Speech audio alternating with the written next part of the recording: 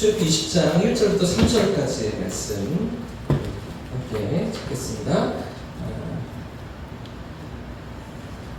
석절 말씀이니까요, 같이 한 목소리를 합독해서 읽겠습니다. 시작. 하나님이 모든 말씀으로 말씀하여 주시되 나는 너를 애굽 땅 종되었던 집에서 인도하여 내 하나님 여호와니라. 너는 나 외에 다른 신들을 내게 두지 말라. 할렐루야. 할렐루야. 우리 가운데 하나님께서 함께 하실 줄 믿습니다. 가까이 계신 분들과 이렇게 인사하겠습니다. 하나님이 들으십니다. 고백하겠습니다. 하나님 들으십니다. 하나님 들으십니다. 하나님 우리의 기도를 들으시고 우리의 간구를 들으시는 줄 믿습니다. 그 하나님이 가까이 찾아오심을 경험하는 이번 되시길 축복합니다. 지난주까지 우리는 이 십계명 주신 하나님의 마음이 무엇이었는지를 살펴보았는데, 여러분 십계명에 담겨있는 하나님의 마음, 하나님의 의도가 무엇이었습니까? 지난주 말씀만 생각해보아도 나와 같이 살자는 것이었죠.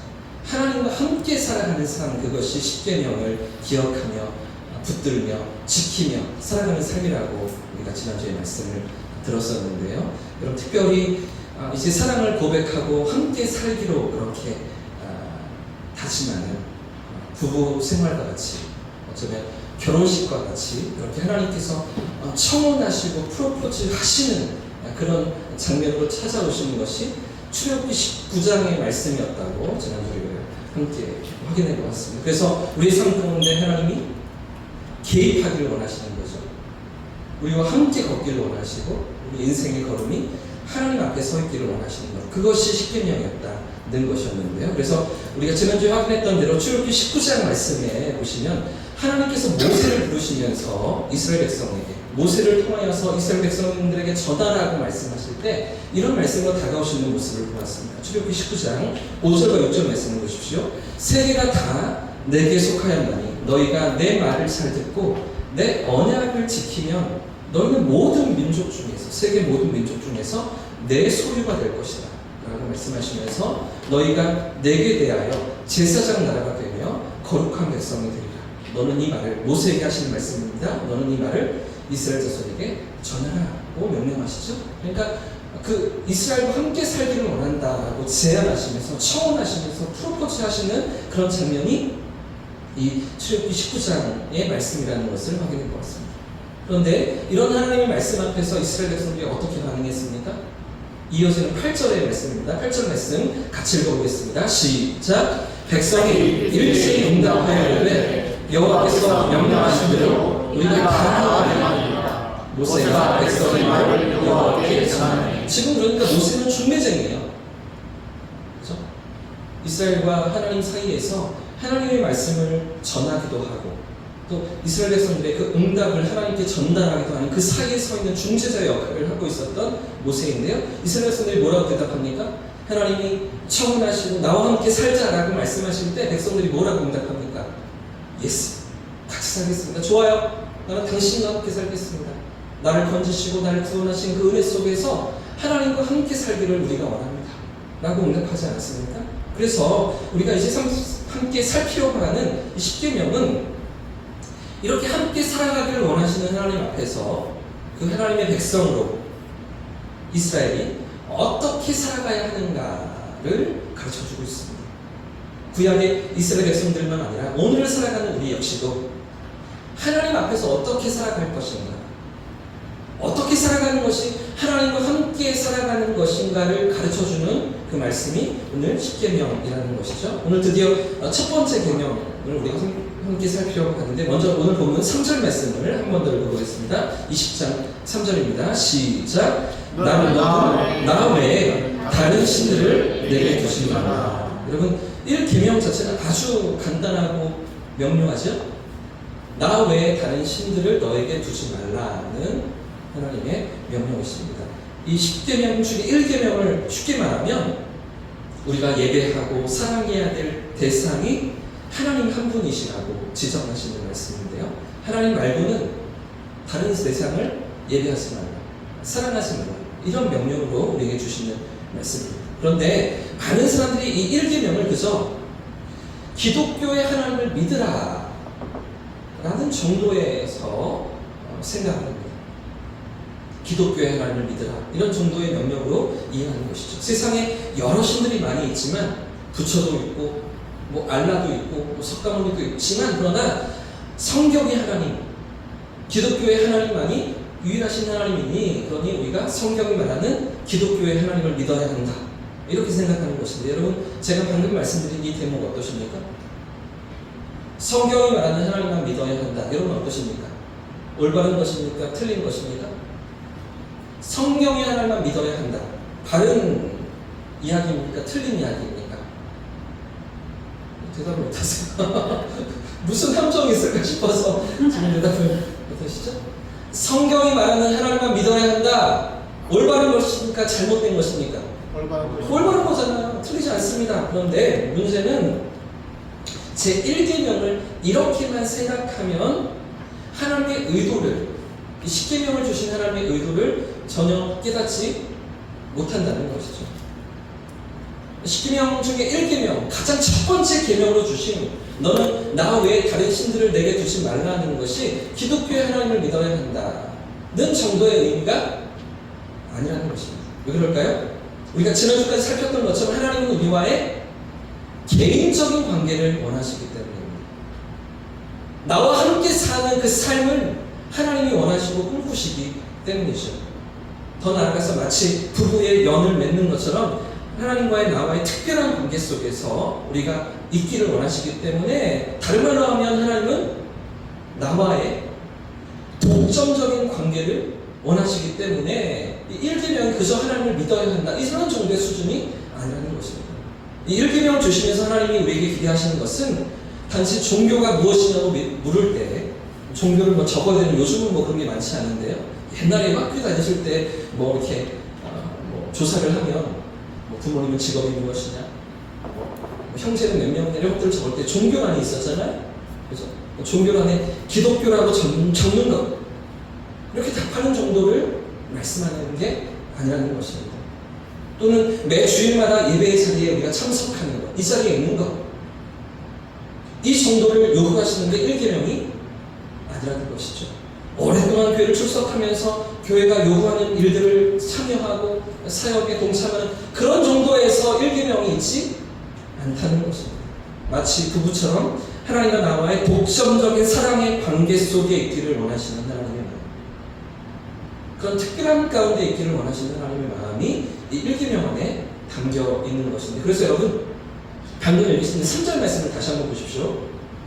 20장 3절 말씀을 다시 한번 보시면 가로 1 이렇게 각주가 되어 있습니다. 가로 1번에 이 각주를 따라가 보면 아래쪽에 뭐라고 되어 있습니까? 히브리어로 내 앞에라고 이렇게 되어 있죠. 그러니까 너는 내 앞에 다른 신들을 두지 말라 고 말씀하시는 됩니다. 또 이 부분을 다른 번역, 라틴어 번역 성경인 벌게이트 번역으로 보면 이렇게 표현해 놓았습니다. 내 얼굴 앞에서 다른 신들을 두지 말라 이렇게 번역해 놓은 표현도 볼 수가 있습니다. 그러니까 내 앞에, 하나님 앞에 다른 신들을 두지 말라. 너는 내 앞에, 내 얼굴 앞에 다른 신들을 두지 말라. 무슨 이야기일까요? 하나님과 나와의 사이에 다른 신들이 끼어들어서는 안 된다는 것이죠. 하나님의 얼굴 앞에 우리가 서 있을 때 그 하나님과 나와의 관계 속에 다른 그 무엇인가 끼어들 수가 없다는 것입니다. 여러분 생각해 보십시오. 우리가 누군가를 만나고 제 결혼 생활하면서 가정을 꾸리는데 나와 부부의 관계를 맺는 배우자가 나와의 관계 속에 누구를 끼워 넣을 수가 있습니까? 없습니까? 물론 이제 자녀를 낳으면 자녀가 끼어들긴 해요. 자녀가 이제 막 침대로 기어들어오기도 하고 자녀가 부부 사이에 끼어드는 것도 같지만 사실은 부부라는 관계 속에 친감 속에서 이 독점적인 관계 속에서 다른 누구도 끼어들 수가 없는 것이죠. 내가 예전에 나를 사랑했고 그래서 나와 만났고 나와 연인 관계에 있었던 한 사람이 있는데 364일은 당신하고 살게. 하루만 허락을 해줘. 하루만 이 사람하고 지낼 수 있도록 허락해줘. 이런 관계가 허용이 됩니까? 안 됩니까? 결혼이라는 관계 속에서, 부부라는 관계 속에서 누구라도 끼어들 수가 없는 것이죠. 단 한순간도, 하루도 내어줄 수가 없는 것이 그런 특별함 아니겠습니까? 지금 하나님이 그 말씀을 하시는 거예요. 너와 나와의 관계 속에서 네 얼굴과 내 얼굴 가운데서 내가 너희를 대면하고 너희를 만날 말씀을 하시는 거예요. 그저 종교가 기독교입니다. 주일에 교회를 나갑니다. 그저 예수를 믿습니다. 이 정도의 삶이 아니라 나와의 친밀함 속에서 함께 살아가자는 것을 말씀하시는 대목이 1계명이라는 것이죠. 여러분, 이 1계명을 조금 더 풀어서 정리해 놓은 그런 글이 있더라고요. 한번 보십시오. 이 글을 좀 보시면 쉽게 다가오지 않을까 싶은데요. 제가 한번 읽어드릴게요. 나는 하나님께서 말씀하시는 거예요. 이 1계명 하나님께서 주시는 거니까요. 나는 하나님, 그분은 나 외에 다른 하나님이 네 옆에 있는 것을 참을 수가 없다는 거예요. 하나님의 말. 내 하나님의 자리에 나 말고 다른 하나님이 들어서 있는 것을 나는 도무지 견딜 수가 없다. 너에게 있어서 하나님은 오직 나 하나뿐이어야 한다. 그렇죠? 내가 창조했고 내가 구원했고 내가 신부 삼은 너는 이제 나 외에 다른 하나님을 결코 곁에 두어서는 안 된다. 여러분, 느낌이 오십니까? 이게 하나님의 마음이에요. 이게 하나님의 의와 함께 살기를 원하시는 당신의 간절한 소원인 거죠. 이런 마음으로 우리에게 찾아오시면서 나와 함께 살자고, 그리고 하나님과 친밀한 사귐 속에서 너의 삶을 살아가자고 주님 부르시는 것인데, 그러니까 1계명은 그저 단순히 다른 신들을 섬기지 말고 하나님을 믿어야 한다, 기독교의 하나님만을 섬겨야 한다, 이런 정도가 아니라는 것이죠. 더 깊은 관계 속으로 우리를 부르시고 우리와 함께하기를 원하시는 하나님의 마음이 이 안에 담겨 있다는 것입니다. 하나님의 그 자리, 하나님이 계셔야 할 그 자리, 나의 신랑의 자리, 나의 아내의 자리, 나의 배우자의 자리에 다른 누구도 앉혀놓을 수가 없는 거죠. 그 하나님만 계셔야 된다는 거죠. 하나님 아닌 다른 그 무엇도 그 자리를 차지할 수 없다는 하나님의 말씀이신 것이고요. 그럼 여기서 우리가 한 가지 생각해 봐야 될 것은, 지금 1계명에서 다른 신들을 너에게 두지 말라고 하실 때 다른 신들이 어떤 것들일까요? 어떤 신들을 이야기하시는 것들일까요? 사실 세상에 다른 신들이 있습니까? 다른 신들이 존재합니까? 하나님 아닌 다른 신들이 세상에 있습니까? 모두 다 사람들이 만들어낸 허상이잖아요. 그죠? 사람들의 요구에 반응할 수도 없고 응답하지도 못하고 도와줄 수도 없는 가짜들이 세상 신들 아니겠습니까? 살아서 능력이 있고 도울 수 있고 힘이 있는 그런 신들이 아니라 그저 사람들이 만들어낸 허상, 그림자에 불과한 것들이 세상의 신들, 우상들이잖아요. 그런데도 왜 하나님은 있지도 않은 우상을, 그런 신들을 네 곁에 두지 말라고 하실까요? 왜 응답도 하지 못하고 도움도 주지 못하는 실체가 없는 신들인데도 왜 그것을 섬기지 말라고 하나님께서 명령하실까요? 그런 것들로 하나님의 자리를 침범당하는 게 자존심이 상하신다는 거예요. 그런 것들에, 있지도 않은 것들에, 능력도 없는 것들에, 도울 수도 없는 것들에 너의 마음을 내어주는 것들을 내가 참을 수가 없다라고 말씀하셨어요. 여러분, 이 10계명은요, 하나님을 모르는 이방 민족들, 세계 모든 민족들에게 주시는 법이 아닙니다. 하나님의 백성 삼으신 이스라엘에게 주시는 하나님의 요구이자 명령이에요. 오늘 이 땅을 살아가는 하나님의 백성들에게, 우리들에게 예수를 믿는다고 고백하면서 하나님의 백성, 그분의 자녀라고 고백하는 우리들에게 주시는 명령이죠. 다른 사람들은 어떻게 살든지, 하나님과 상관없는 다른 이방 민족들은 그 백성들은 어떻게 살아가든지 하나님의 관심사가 아니에요. 지금 이스라엘 백성이, 그 하나님의 백성이, 오늘 우리가 하나님을 어떻게 만나고 있는가, 하나님을 어떻게 대하고 있는가, 실체가 없는 그 우상을 하나님 자리에 두고 너희가 살아가는 것을, 그거는 견딜 수가 없다. 다른 부부가, 다른 가정이 어떻게 살아가든지, 어떤 모습으로 살아가든지 그건 하나님께 중요하지 않아요. 근데 나와 너와의 관계 속에서 실체가 없는 것들을, 허상을 붙잡고 살아가는 그 모습을, 그 자리에, 내가 있어야 할 자리에 그런 우상들을 두는 모습을 나는 견딜 수가 없다. 나는 자존심이 너무 상한다. 이런 말씀인 것이죠. 그런 것들로 하나님의 자리를 내어주는 것들을, 하나님과의 관계 속에서 끼어드는 것들을 하나님 화가 나신다고 말씀하시는 것이죠. 여러분, 그럼 우리의 삶에 있어서, 오늘 우리의 삶 가운데 있어서 하나님과 나 사이에 끼어드는 그런 신들이 무엇인가? 과연 어떤 것들이 누구도 방해해서는 안 되는 하나님과의 나와의 사이를 파고들어서 하나님과 맺은 언약을 그 중에서도 가장 중요한 첫 번째 계명을 무너뜨리는 것들일까요? 여러분, 제가 오늘 설교를 준비하면서 오래전에 보았던 팀 킬러 목사님의 책을 하나 꺼내들었습니다. 바로 가까이 있는 책장에 있는 그런 책인데요. 내가 만든 신이라는 제목의 책입니다. 여러분, 이 책에 이런 이야기가 있습니다. 들어보십시오. 그 책에 나오는 대목입니다. 최근에 나는 어느 야전군 장교 이야기를 들었다. 군인 이야기예요.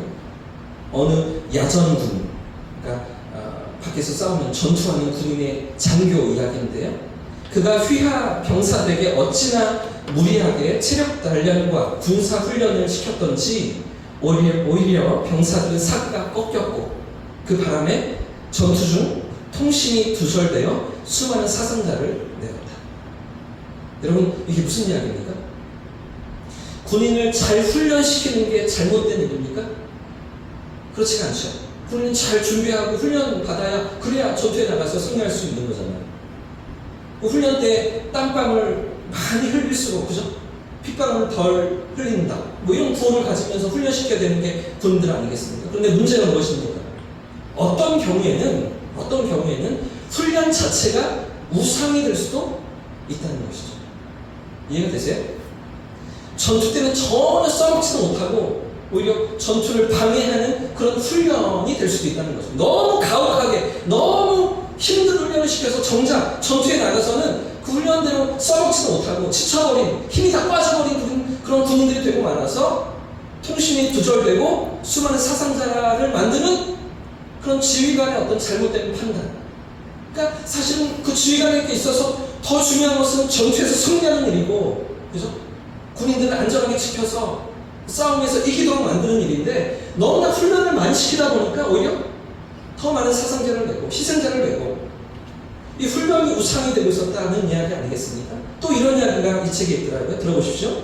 내가 아는 한 여성은 성장기에 가난했는데 성인이 되어서 재정 안정에 집착한 나머지 어렸을 때 너무 가난했기 때문에 성인이 되어서 재정이 안정되는 일에 집착한 나머지 좋은 사람을 여럿 놓치고 정작 사랑하지 않는 부유한 남자와 결혼을 했다. 그녀는 결국 얼마 못 가서 이혼을 했고 자신이 그토록 두려워하던 고생길에 들어섰다. 여러분, 느낌이 오세요? 여러분, 이 여성의 문제는 무엇입니까? 이 재정적인 안정이 죄는 아니잖아요. 재정적인 안정을 추구하는 것이 잘못은 아니잖아요. 하지만 문제가 무엇일까요? 재정적인 안정 그 자체만 추구하다 보니까 더욱 중요한 가치를 놓치고 말다는 거죠. 재정적인 안정보다 더 중요한 게 있습니다. 그게 무엇입니까? 어쩌면 사랑이죠. 어쩌면 행복이죠. 그죠? 그런 것들을 생각하지 않고 너무나 상처가 깊었는지 재정적인 안정을 추구하다 보니 더 고귀한 가치를 놓치고 말았다는 이야기 아니겠습니까? 여러분, 이 여성에게 있어서 우상이 무엇입니까? 재정적인 안정이었겠죠. 그러다 보니 그것을 추구하다 보니까 그것만 붙들고 돈이 많은 남자와 부유한 남자와 결혼했다는 거예요. 그런데 얼마 못 가서 이혼하고 말면서 재정적인 안정도 놓치고 사랑도 놓치고 행복도 놓치고 원래는 그 좋은 남자들이 많이 있었는데 그 곁에 있었는데 다 물리치고 이 재정적인 안정을 추구하다가 모든 것을 다 잃고 말았다는 이야기 아니겠습니까? 여러분, 결론적으로 내가 만든 신, 내가 추구하는 신이라는 이 책이 이야기하는 바는 우리가 추구하는 그 무엇이든지 가짜 신이 될 수도 있다는 거죠. 내가 바라고 그토록 원하는 그 무언가가 사실은 내 인생을 더 행복하게 해주고 더 만족을 주고 더 기쁨을 주고 더 내 삶을 더 낫게 해주는 것이 아니라 그것이 내 삶을 망가뜨리고 무너뜨리는 그 우상이 되고 문제가 되고 잘못이 될 수 있다는 것이죠. 특히 우리의 삶에 필요하고 좋은 것들일수록 가짜신 이런 우상이 되기가 쉽다는 이야기인데요. 내 삶에 저것이 있으면 행복할까요? 생각하는 그것이 사실은 우리의 우상이더라는 이야기입니다. 내 삶에 저것이 있으면 의미가 있어질 거야. 내 삶이 더 괜찮아질 거야. 내 삶이 더 나아질 거야. 사실은 그것이 우상이더라는 것이죠. 그것이 하나님의 자리를 빼앗고 마는 하나님과 나 사이에 끼어드는 이 1계명을 범하게 만드는 다른 신들을 두는 일이라고 이 책이 지적하고 있는 것이죠. 결국은 우리에게 있는 모든 것들이 악한 것일 수 있어요. 아무리 좋아 보이는 것들도 다 악한 것들로 드러날 수가 있는데 어떤 상황이 그럴까요? 내가 추구하는 그 모든 것들이 하나님보다 앞서 있다면 악한 게 되는 거죠. 반대로 여러분, 모든 것들이 다 선한 것이 될 수도 있습니다. 세상에 그 어떤 것도 좋아보지 않는 것도 다 선한 일들이 되죠. 예를 들면 이런 거예요. 고난, 우리의 삶에 찾아오는 고난도, 어려움도, 아픔도 때로는 좋은 것이, 선한 것이 될 수 있는데 누구 안에 있을 때? 하나님 안에 있습니다. 그 좋아 보이는 어떤 것도 하나님 밖에 있다면, 하나님보다 앞서 있다면, 하나님과 나 사이에 끼어든다면 그것이 악한 것이 될 수 있지만, 그러나 도저히 좋아 보이지 않는데도 불구하고 내 삶에 이 사람이 없었으면, 나를 괴롭히는 이런 일들이 없었으면, 이런 아픔과 고난이 없었으면 생각되는 그 일도 하나님 안에 있다면, 하나님의 계획 가운데 있었다면 이 모든 것도 좋은 것이 될 수 있다는 그런 이야기 아니겠습니까? 여러분, 여러분의 삶의 자리에 있어서 하나님보다 더 중요한 것은 무엇입니까? 여러분, 우리가 기도하면서 하나님께 나아갈 때 하나님 이것도 괜찮습니다. 하나님 이것도 다 좋습니다. 하나님께 다 맡겨드릴 수 있습니다. 하나님, 하지만 절대로 이것은 건드리지 마십시오. 하나님, 이거는 절대로 터치하시면 안 됩니다. 고집하는 그 무엇이 어떤 것들입니까? 내 삶에 있어서 하나님과 나와의 관계 속에서 절대로 하나님이 터치하실 수 없는, 내가 꽁꽁 숨겨두고 감춰놓은 하나님과 나 사이에 걸려있는 그 무엇이 어떤 것들입니까? 여러분, 그게 우선일 수 있습니다. 그게 하나님과 나와의 친밀함을 가로막는 문제일 수 있습니다. 여러분, 결혼을 해서 신혼부부가 되고 신혼생활을 해나가면서 여러 가지를 맞춰서 살아가야 될 그런 삶의 자리에 있는 가정들이 있는데요. 여러분, 부부 사이에 비밀이 있을 수 있습니까? 없습니까? 있어요? 부부 사이에 비밀이 있으면 될까요? 안 될까요? 여러분, TV에서 요즘 그런 것들 되게 많이 하더라고요. 우리나라 요즘 이혼율이 10가정이 결혼하면 5가정이 이혼한대요.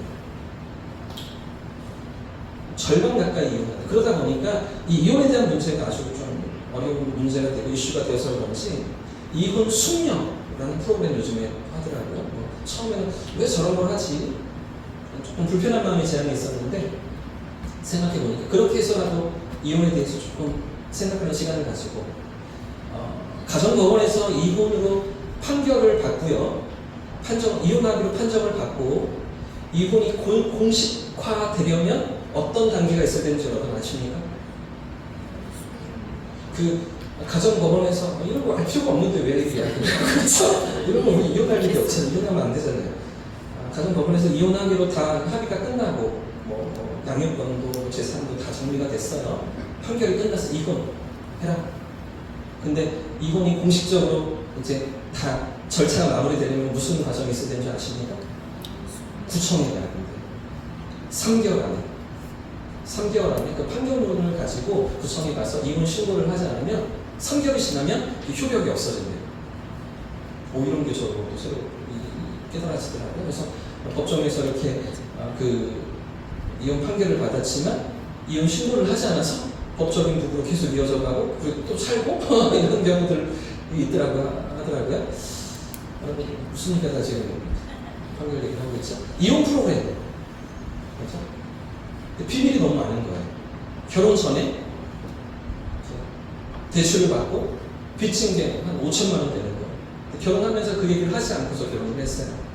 크게 이제 갈등이 되어서 이 빚을 갚아 나가는데 10여 년 동안 이걸 다 갚긴 했는데 그러는 동안 너무 이제 부부간의 신뢰가 깨지고 믿음이 깨지고 이러면서 이제 더는 못 산다는 프로그램에 나와서 상담도 받고 워크숍도 하고 프로그램도 진행하는 그런 모습들을 TV에서 보았는데요.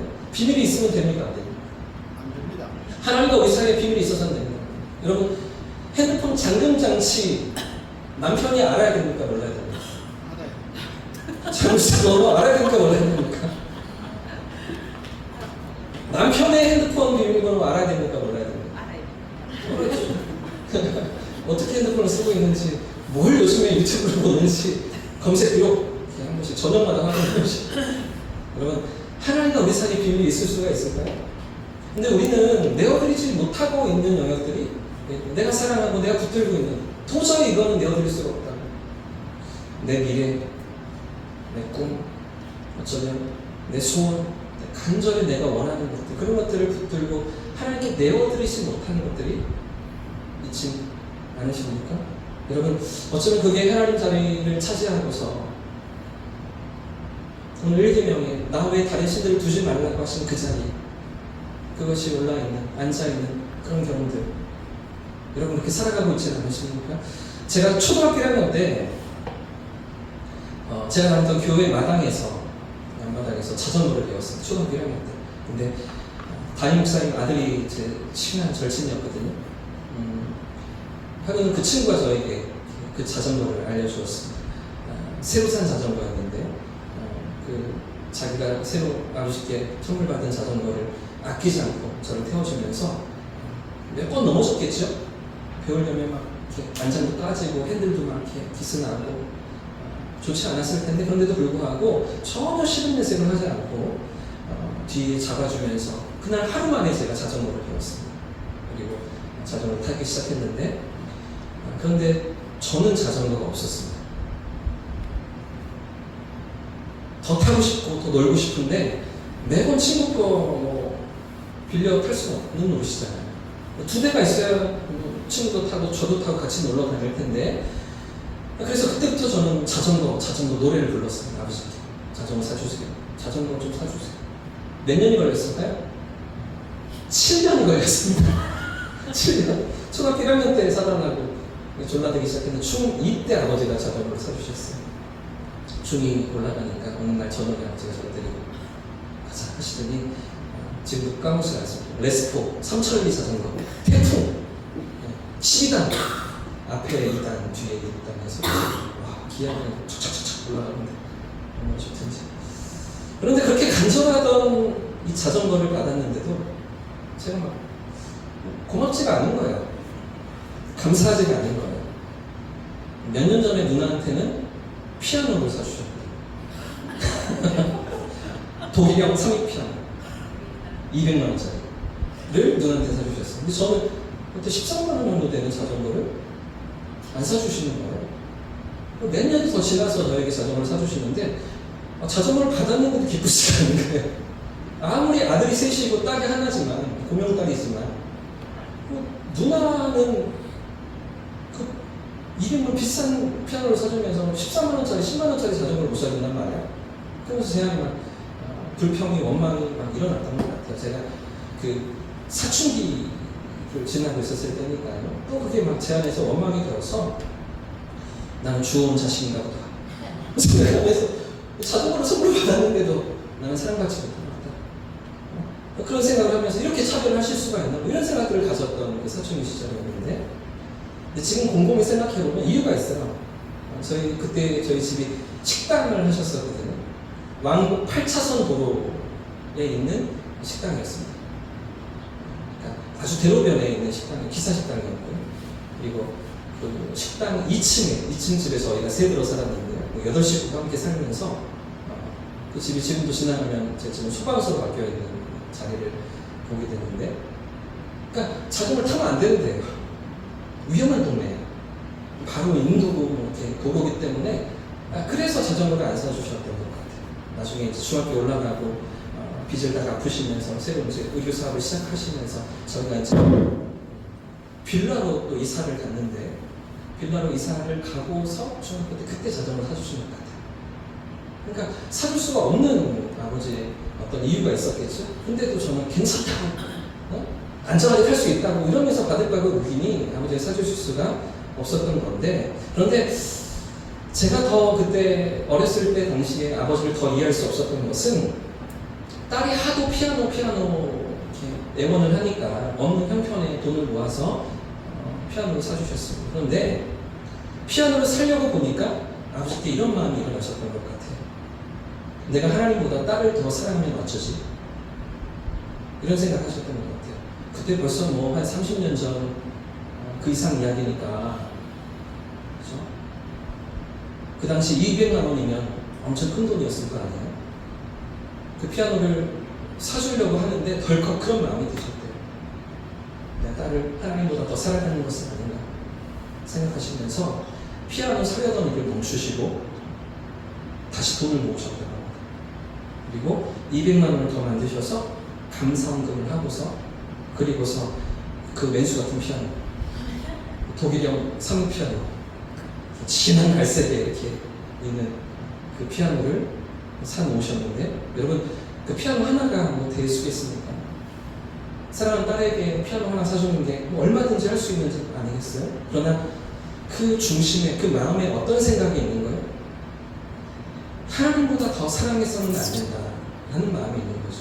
근데 이만큼 돈을 아껴서 피아노를 사준다면 하나님보다 이것이 더 사랑하는 대상이 되어서는 안 된다 라는 마음을 가지고, 그리고서 하나님 앞에서 정직한 마음으로 살아내려고 애쓰셨던 그런 모습 아니었겠습니까? 여러분, 오늘 우리에게 있어서 하나님보다 더 사랑하는 것은 무엇입니까? 내가 하나님보다 더 우선순위에 두고 있는 것들은 어떤 것들입니까? 어떤 사람에게는 돈일 수도 있겠죠. 돈이 우상이 되어서 살아가는 인생들이 있습니다. 어떤 사람들에게는 세상적인 성공일 수도 있겠죠. 세상적인 성공을 놓지 못하고 포기치 못해서, 그렇죠? 하나님을 섬기는 것보다, 하나님을 예배하는 것보다, 그렇죠? 그것이 더 높은 가치 있어서 예배도 타협하고 하나님을 섬기는 것도 타협하고 거기서 물러서지 않는 인생들도 있지 않습니까? 또 어떤 경우에는 내 꿈일 수도 있고, 또는 제가 말씀드린 것처럼 우리의 가족이건 내 자녀이건 그런 것들이 우상이 될 수 있는 것 아니겠습니까? 여러분, 제가 처음 사역을 시작하면서 중고등부 아이들을 맡았을 때 그 중에 부모님이 맞벌이를 하는데 그 부모님은 교회를 안 나오세요. 중민이, 혜민이 이 아이들이 교회를 나오는데 고1, 중2 아이들이었어요. 근데 엄마 아빠가 어렵게 공장을 다니면서 돈을 벌고 가정을 이뤄가는데 얘들에게 80만 원짜리 과외를 하는 거예요. 80만 원. 엄마 월급 받는 것보다 더 많은 그런 과외를 시키고 있는 거예요. 중요한 건 얘들이 공부를 잘 하느냐, 얘들이 공부에 뭐 이렇게 취미가 있냐, 생각이 있냐, 아니, 중하위권이에요. 그런 아이들을 붙들고 어쩌면 자기가 하지 못했던 그 공부를 시켜주지 않았던 어린 시절의 그 상처를 가지고서 얘들에게 투영하면서, 그러니까 왜 이걸 안 하냐면, 뭐 얘들이 뭐 얼마짜리 과외를 할지 뭐 제가 알 게 뭐예요. 근데 여름 수련회를 가자고 애들을 이제 건면하는데 애들 못 간대요. 엄마가 안 보내주는 거예요. 그래서 전사님이 엄마한테 좀 얘기 좀 해달라고 전화를 걸었어요. 어머니 뭐라고 하신지 아세요? 얘들이 얼마짜리 과외를 하는데 전사님이 그거 책임질 수 있으세요? 한번 빼먹으면 그게 얼만데 전사님 그거 다 보상할 수 있어요? 이렇게 얘기하시네요. 어머니 그래도 아이들 너무 가고 싶어요. 그 80만 원짜리 80만 원씩 하고 있어요. 이렇게 말씀하시는, 어쩌면 그 상처가, 내 상처가, 내가 그렇게 부모의 지원을 받지 못했고 마음껏 공부하지 못했고 그랬다는 그 상처가 이 없는 형편에 너무 어려운 상황에 살면서도 말도 안 되는 돈을 쏟아부으면서 꼬라박으면서 쏟아붓고 있는 그런 엉뚱한 삶의 자리에 제가 말을 못했죠. 그런 애들 다 어떻게 하겠습니까? 얘가 공부가 이거밖에 안 되는데 뭐로 시키세요? 이렇게 말하지 못했지만, 그러나 여러분, 어쩌면 아이들이, 자녀들이 우상이 되기도 하는 거죠. 내가 이루어보지 못한 내 꿈을 펼쳐내는 그런 우상으로 아이들을 생각하고 있는 경우들도 많이 있지 않습니까? 여러분, 결국 하나님께서 100명을 우리에게 주시면서 요구하시는 삶의 모습이 무엇입니까? 오직 하나님만을 사랑하는 것입니다. 할렐루야. 아멘. 하나님과 나와의 사이에, 그렇죠? 아무것도 끼어들 수가 없다는 것이죠. 사실은 여러분, 우리의 삶에 돈도 필요합니다. 성공도 필요합니다. 우리의 자녀도, 가족도 사랑해야 합니다. 하지만 누구보다 앞서서는 안 되는 것입니까? 누구보다는 앞설 수가 없는 것입니까? 살아계신 하나님이시죠. 그분은 만복의 근원이시기 때문에, 그분은 우리의 진정한 행복의 근원이 되시기 때문에, 그 하나님 안에서 우리가 살아갈 때 다른 모든 것들, 우리의 꿈도, 소원도, 미래도, 진로도, 우리의 젊음도, 우리의 가정도, 우리의 자녀도 그 하나님 안에서 진실하게 살아갈 수 있기 때문이죠. 여러분, 그래서 하나님 없이 자녀를 사랑하면 아까 제가 말씀드린 것처럼 집착이 됩니다. 자녀의 행동 하나하나까지 구속하는 집착과 억압이 되고 마는 것이죠. 하나님보다 자녀를 더 사랑할 때 그 자녀는 우상이 되고 마는 것 아니겠습니까? 사랑하는 여러분, 하나님만을 사랑하는 저와 성도님들 되시길 축복합니다. 아멘. 하나님과 우리 사이에 그 어떤 것도 끼어들 수 없는 다른 어떤 소중해 보이는 것들도 가장 우선순위에 하나님이 계시면서 하나님 안에서 그것들을 우리가 품고 우리가 사랑하며 그 삶을 추구하며 살아가는 저와 성도님들 되시기를 예수님 이름으로 축복합니다.